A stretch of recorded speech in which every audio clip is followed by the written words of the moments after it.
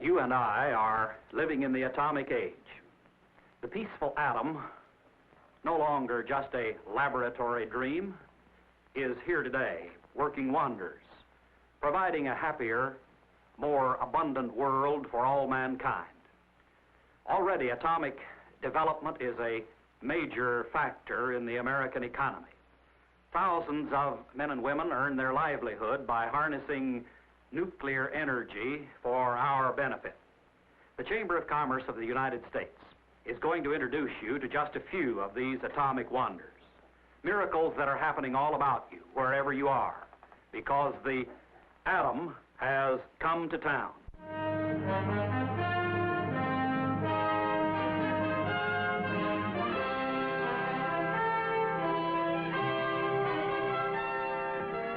Yes, the atom is on its way to brighten our towns and to help manufacture our most dependable and indispensable household servant, electric power. Electricity that illuminates our lives, frees us from drudgery, and brings us in contact with all the world through radio, telephone, and television can now be produced from the energy within the atom. And to some of us, at least, this is surprising news. You know, I don't know what I'd do without my new kitchen. Really, it saves me hours of work every day. But do you suppose that our appliances would run as well on atomic energy? Hey, Sam. You know that someday this machine of yours is going to be operating on atomic power? Yeah? Well, they can run it on kerosene if they want to, just as long as I'm still at the switch. But from what I hear, it'll be quite a while before these atomic power plants even get built.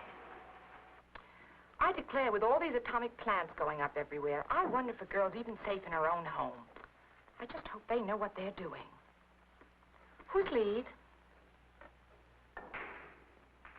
I see by the morning paper we're getting an atom power plant here.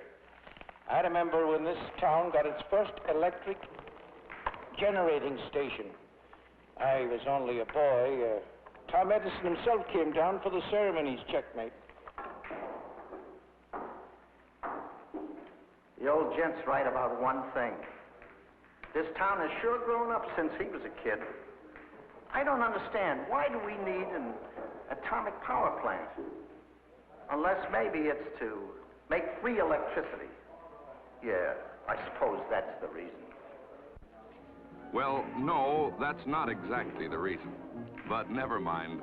A lot of other folks are just as confused about the real purpose of atomic energy. And it all begins with a particle of matter so small that it can't be seen under even the strongest microscope. The end of that billiard cue, for instance, could comfortably accommodate more than 1,000 billion atoms. But, infinitesimal as it is, scientists know pretty well just how the atom is constructed. Let's imagine these pool balls are the nucleus of an atom. There would be protons like the red balls and neutrons like the yellow ones, all bound together by powerful forces. If our atom is split or fissioned, some of the energy is released. A few of the neutrons go flying off and can be made to split other atoms, which release their energy in a chain reaction. Tremendous heat is generated, and it is this heat that can be harnessed for our use. Every element in the world is made of atoms, but only the atoms of a very few elements can be split in this way. The most important are uranium atoms. Potential energy in just 1 tablespoon of uranium equals the muscle power of 40 million strong men working for an hour, or the heat from more than 750 tons of coal. In fact, 1 tablespoon of uranium is potentially capable of making enough electricity to meet all the needs of an average-sized city for a full day, or your own home for about 500 years. But this is potential atomic energy. In actual practice, only a small amount of the uranium fuel can be burned or fissioned. The trick is to make electric power economically from this usable portion of the fuel. Atomic engineers begin with the simple energy conversion principle by which most of our country's electricity is already being produced. Fire can be used to make steam, and steam can be used to turn a pinwheel. If the spinning pinwheel is attached to a magnet, the invisible lines of magnetic force can be made to cut across the turns of wire in a coil, generating electricity. In today's modern electric power plants, this is exactly what happens. Coal, oil, or gas is burned in huge boilers which produce steam at tremendously high temperatures and pressures. The steam spins a large turbine, which drives a giant generator to create the electricity we use. In an atomic power plant, a reactor is substituted for the boiler. The reactor is a special chamber in which atoms of uranium fuel are split, releasing their pent-up energy in the form of heat. Of course, safety devices are added, including dense radiation shielding and special enclosures such as a steel spear. Otherwise, an atomic power plant is just about the same as any other power plant. It will produce the same kind of electricity and run the same kind of appliances and machines as we are using now. Over the years, our consumption of electricity has increased enormously. 10 years ago, the average use in an American family was about 1,500 kilowatt hours of power a year. Now, with so many more household chores being done electrically, about 3,000 kilowatt hours are needed. And 10 years from now, the average American family may be using twice this amount. The same thing has been happening in our factories. In 10 years, twice as much electricity will be needed to maintain our increasing rate of productivity. Already, the United States, with but 6% of the world's population, uses over 40% of the world's electric power. It's one reason why we enjoy the highest living standard of any nation in the world. In the years ahead, our electric power consumption will continue to increase. More for our homes and more for our factories will bring the nation's total demand to at least 4 times the present level by 1975. Right now, most electric power is made by burning coal, oil, or gas. But although supplies of these fuels are adequate to meet demands for years to come, they are not inexhaustible. Besides, these conventional fuels are needed for many other important purposes in addition to the generation of electricity. As our power requirements increase, a new energy resource, atomic energy, will be needed to supplement our present fuel reserves. Fortunately, known uranium deposits exceed by at least 20 times the combined power-producing potential of all the world's coal, oil, and gas resources. Thus, the real purpose of atomic power development is to assure a continuing abundance of electricity. And already, progress is being made. This atomic power plant, built for the Army, is generating small amounts of electricity at an important base in Virginia. Originally developed for use by the armed forces in overseas locations, this type of station may eventually prove useful in remote areas of this country. Near Los Angeles is another of America's early reactor projects, built as part of the government's nuclear power development program. A California electric utility has installed a power plant to provide electricity from the reactor heat on an experimental basis. Near Pleasanton, California, is the nation's first nuclear power plant built entirely with free enterprise funds. As with every atomic plant, special attention has been given to safety. Automatic control equipment would shut down the plant instantaneously if, for any reason, fission began to take place too rapidly. A thick steel and concrete vessel would contain radiation even in the most serious kind of accident imaginable. Atomic power plants will be good neighbors wherever they are built.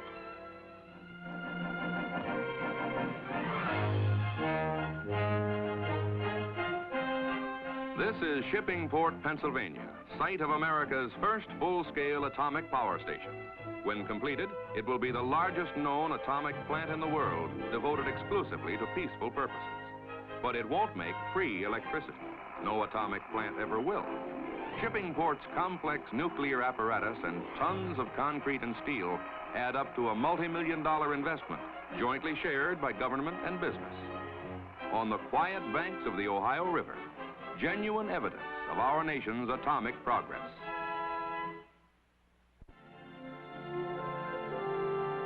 But for the present, at least, this progress must be measured more by the nuclear knowledge we gain than by the actual power we generate.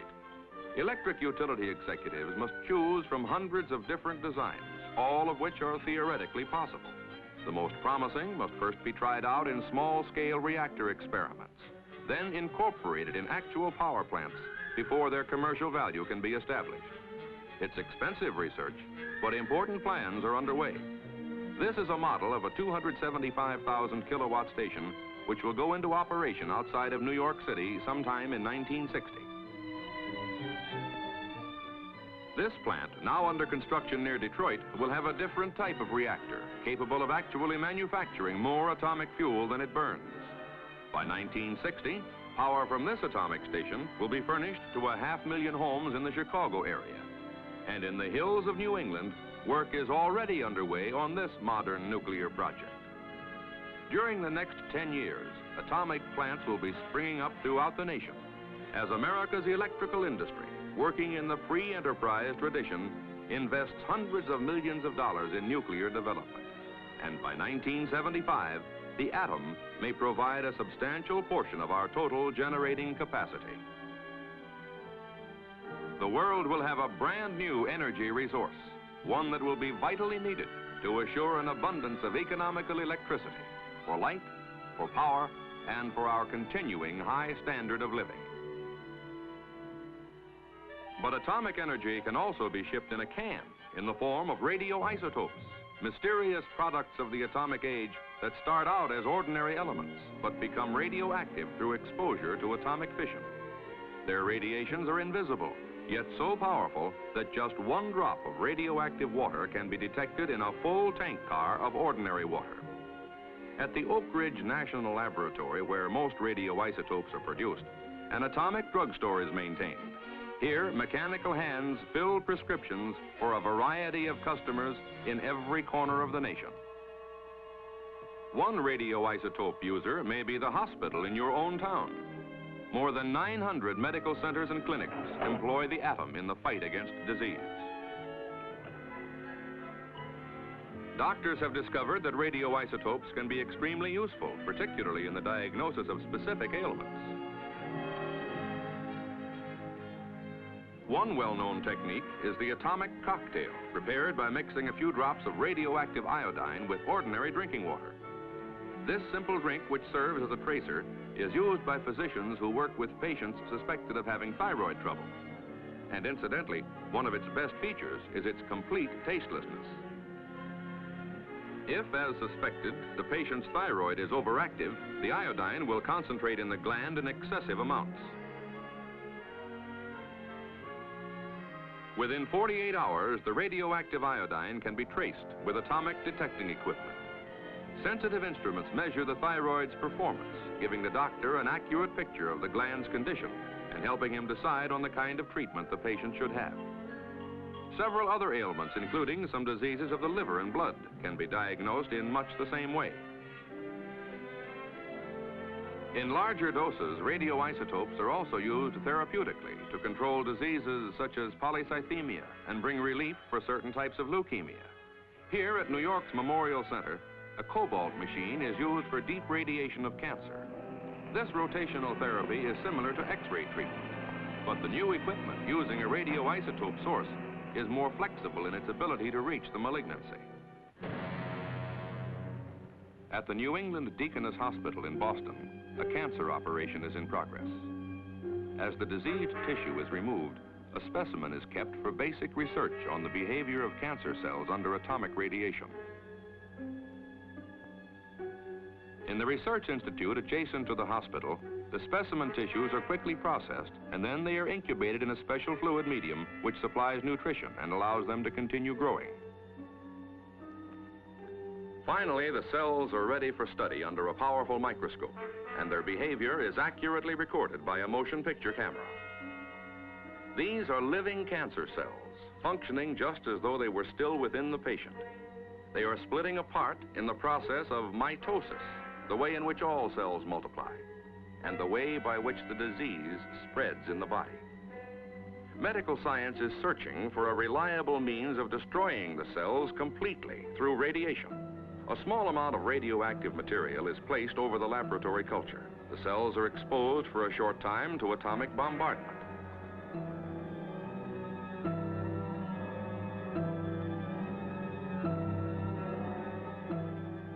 Here is a cancer cell actually dying after radiation. Its furious struggle to split is of no avail, and its malignant growth is halted. If it were still within the patient's body, it could no longer threaten his life. Many hours of painstaking research lie ahead before these laboratory successes can be translated into actual clinical practice. But each day, medical science moves closer to the complete conquest of this dreaded disease. And already, through the healing power of the atom, we can all look forward to happier, healthier lives for ourselves and our families.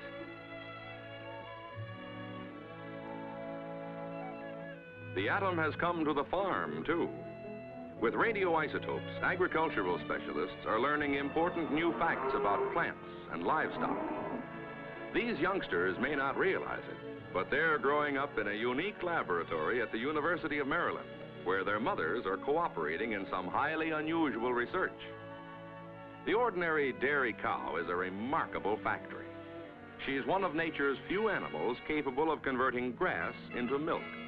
Yet how she does it, and why some cows give more milk than others, has largely remained a mystery. Now, some of the answers are being discovered with radioisotopes. Various chemicals, similar to those the cow might get in her regular food, are harmlessly injected into her bloodstream. The chemicals have first been tagged with a radioisotope, but since the cow doesn't know this, she processes them just like any other diet.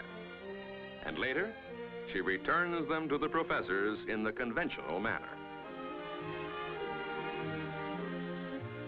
In the laboratory, the sample is broken down into its major components to see how much of the radioactive injection was actually converted into first-quality milk. A Geiger counter provides the data with an accuracy never before obtained.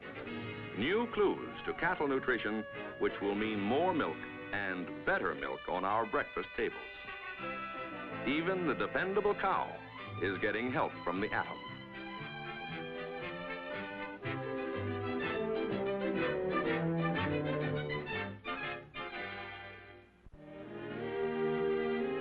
Here's an event that takes place every autumn in the Southland, the peanut harvest.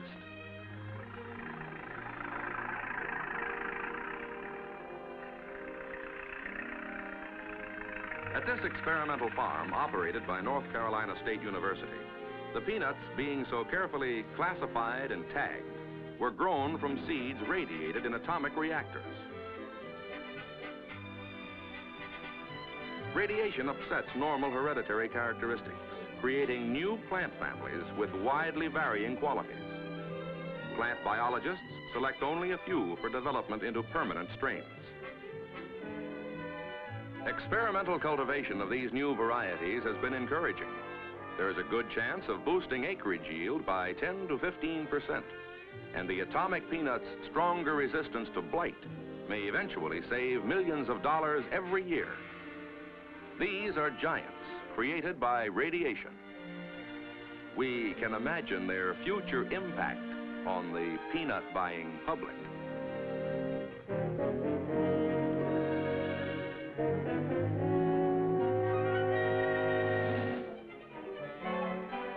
But equally significant are the many manufactured products, including the family car, which are now being developed with atomic energy.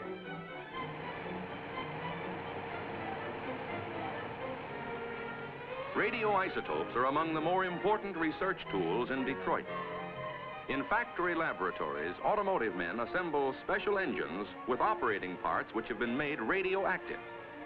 As these unique power plants run on the test stands, any metal which wears away is collected in the lubricating oil, and the oil is circulated through an atomic scintillation counter. Being radioactive, the most minute metal particles can be detected, providing an accurate indication of the rate of engine wear. This is vital information for the men who are now designing the better cars of the future.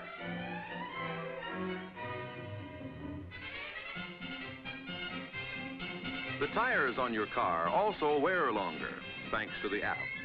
For nowadays, radioisotopes help check quality. Much of the strength in an automobile tire comes from its nylon core, to which just the right amount of rubber coating must be added for maximum safety. After the coating has been applied, the fabric passes under an atomic thickness gauge. This device can tell immediately whether the proper amount of rubber is being added. If there's a fraction too much or too little, the gauge sends back a signal and the machine is readjusted. This is automation, a giant rubber mill controlled by invisible atomic rays. And it means a safer set of tires on your own family car.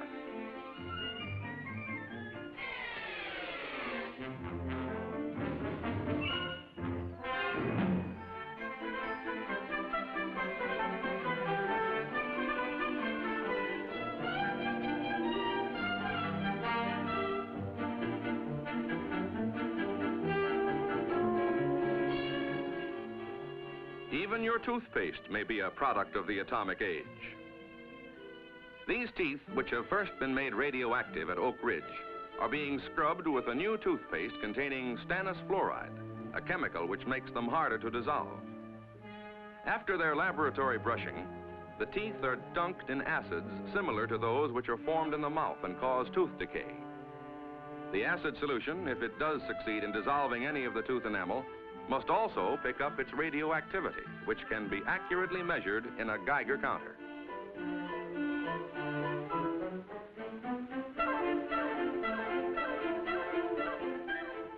The count is low, indicating the new toothpaste with stannous fluoride will do its job of preventing cavities.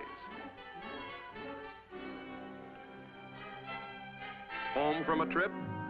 You may have been carrying an atomic suitcase. At least its tough plastic skin, which absorbs the abuse of baggage rooms and luggage racks, may have been made in machinery controlled by radioisotopes. An atom ray thickness gauge sends a specified amount of radiation through the plastic as it travels between the rollers, making sure that thickness stays within prescribed limits. Already, more than 1,200 American businesses are using the atom to help manufacture their products, from raincoats to razor blades. Yet, it's really just a beginning.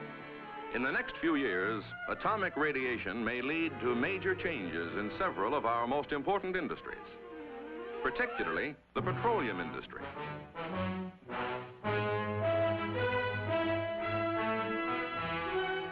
Nowadays, only 1 in 9 exploratory wells pays off, as oil becomes harder and harder to find. The Earth still holds plenty of oil hidden within certain types of rock strata. But no one can tell ahead of time just where these formations are located. Drilling operations must be halted while samples of rock at different depths are cored out and brought up for inspection.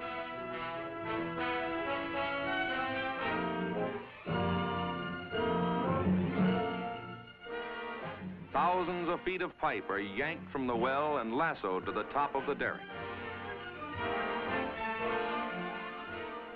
It's back-breaking, time-consuming, expensive work. At last, from a depth of almost a mile, the cored-out rock reaches the surface and is quickly rushed to a laboratory for detailed chemical analysis.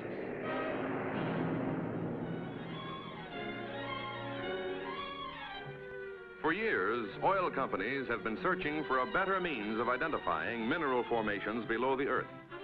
Now, atomic energy may offer the answer. In the research laboratory, various types of rock are collected and prepared for testing. Since every mineral reacts differently to radiation, scientists can now identify specific rock strata by their radiation responses. A particle accelerator, or atom smasher, is used to bombard the rock specimens. The test is ready. The room is evacuated. The accelerator is energized. As radiation intensity builds up, the reaction of the sample is recorded, providing definite identification of many of the mineral elements in the rock.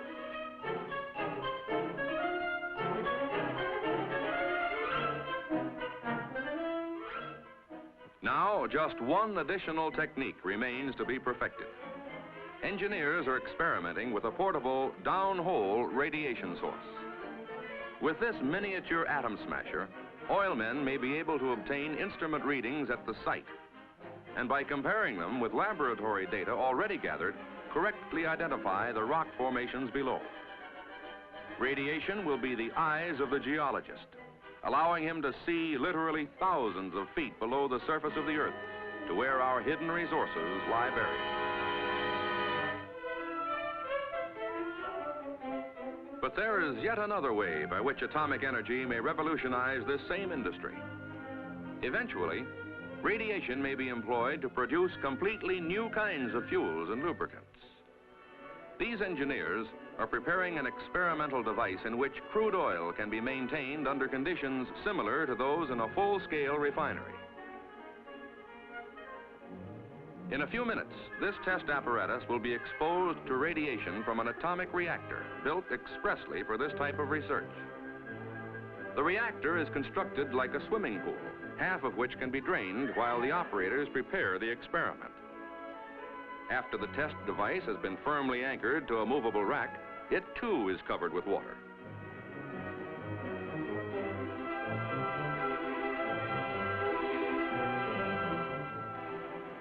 The experiment is moved into position next to the reactor's uranium core.